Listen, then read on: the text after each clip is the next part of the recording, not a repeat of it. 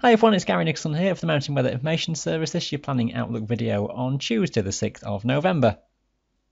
Now it's a generally unsettled story with south-southwesterly winds dominating, some very wet weather at times, focusing on south-facing hills, South Wales, maybe one of the wettest spots in the next week ahead. Windy too, gales on the mountains on some days. Temperatures nothing too special, often close to freezing on the highest tops, so cycles of freeze and thaw on the highest Scottish mountains at least. Not looking as cold, though, as what we saw a week or so ago. We'll come to temperatures in a moment. This is the total rainfall, first of all, through until Sunday, and it's a fairly coarse resolution model chart, but it tells the story very well that it's up the western side of Britain, and it's the south-facing hills especially seeing the worst of it. Now, across the southern Scottish Highlands, 100 mil or more may fall in the next 5 days or so. Similar totals in Dumfries and Galloway. The southern Lake District potentially in line for similar sorts of figures. 75 to 100 mil wouldn't be ruled out over the fells. But it's western South Wales where 100 to 150 mil is not out of the question, possibly more over the Brecon Beacons. Scope for flooding in some places, then very wet underfoot. Just keep an eye on your local details. Meanwhile, the driest spot, northern Scotland, with that airflow from the south, always seeing the least of the rainfalls. The northern Cairngorms and the far north of the Northwest Highlands, the driest of all. Looking at temperatures, and this at 850 millibars, and that at this point now has dropped onto the highest tops in Scotland. The figures on the white background, the height in decameters at a zero, so that's 1,240 metres as indicated there.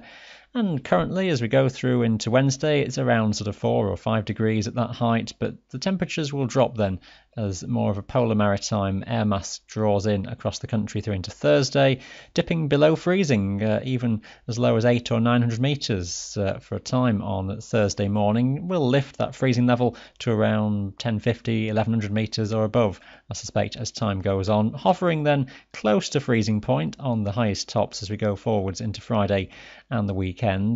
I suspect the high tops of England and Wales will always stay just above, but the tops of the Highlands, Ben Nevis, Cairngorm region, more often hovering around or just below freezing point. Still not the very cold air, though, that we drew down from the north a week or so ago. But running on through the weekend, onwards into the start of next week, it's similar trends. The air mass has got similar temperature characteristics, so always just hovering around freezing point on those highest tops. And despite the flow being more of a south-southwesterly, it's actually the air that's being drawn around from the North Atlantic, some of it coming off northern Canada and Greenland. That's why the air mass has got those fairly cold characteristics, despite a southwesterly. Sometimes, more commonly maybe, we'd see southwesterlies at this time of year drawing in tropical maritime air masses. Well, that's being steered more into France and Spain. We're always just on the colder side of the jet stream then. Let's have a look at some synoptic charts, and for Wednesday it's a complicated tangle really. Low pressure across the country, various fronts, and its pulses of rain spreading north and eastwards, and some places will see a pretty wet day. The southern side of the Highlands, particularly wet, not so much toward the north. Bursts of rain running across Wales, the Pennines and the Lake District, in places setting in for a good length of time. Risk of gales too, pretty widespread across many of the mountains through the day, switching eventually westerly across Wales as the cold front moves through. Still rather tangled into Thursday. We've got the flow still from the south, a waving front coming up into Wales, giving the risk of some prolonged heavy rain here.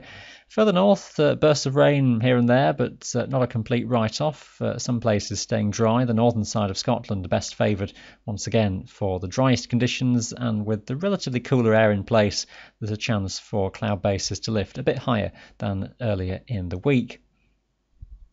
For Friday, the next deep area of low pressure is moving in from the Atlantic. Timing somewhat uncertain, but it just looks though it's a deteriorating story through the day, with winds strengthening to gale or severe gale force increasingly as time goes on, and heavy rain sweeping into Wales. That rain also pushing into the lakes, the southwest of Scotland through the day, but ahead of that it's just the leftovers of previous days' fronts giving some bursts of showers and some snow and some hail on the highest tops.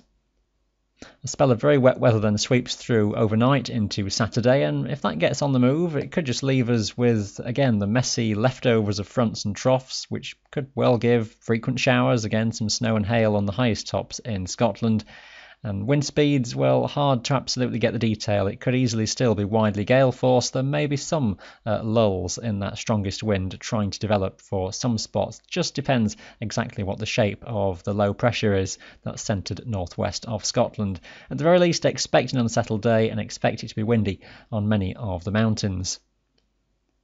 And again, confidence of details fairly low into Sunday, depends just on the shape of the various pressure patterns and fronts. Areas of showers, again on the highest tops, snow and some possible hail. The far north and northeast of Scotland faring best, with the airflow again coming up from the south. We've got to watch what happens to this low around Biscay. That could come sweeping in fairly quickly, developing with a frontal wave, so there's the scope for some very wet weather turning up from the south across England and Wales. Just watch your details, don't take this chart as the absolute final answer. So if we go onwards into next week, and it's the story continuing of low pressure centred somewhere towards the northwest of Britain. There looks as though there's further lows trying to come in from the Atlantic. Temperatures, as we said at the start, staying on the cooler side, with the air masses coming off the North Atlantic around that low. Areas of rain and showers pretty frequent, always focus more on western and southwestern regions. The further north and northeast you go, the greater likelihood of staying drier with higher cloud bases, and that really takes us through to the middle of November.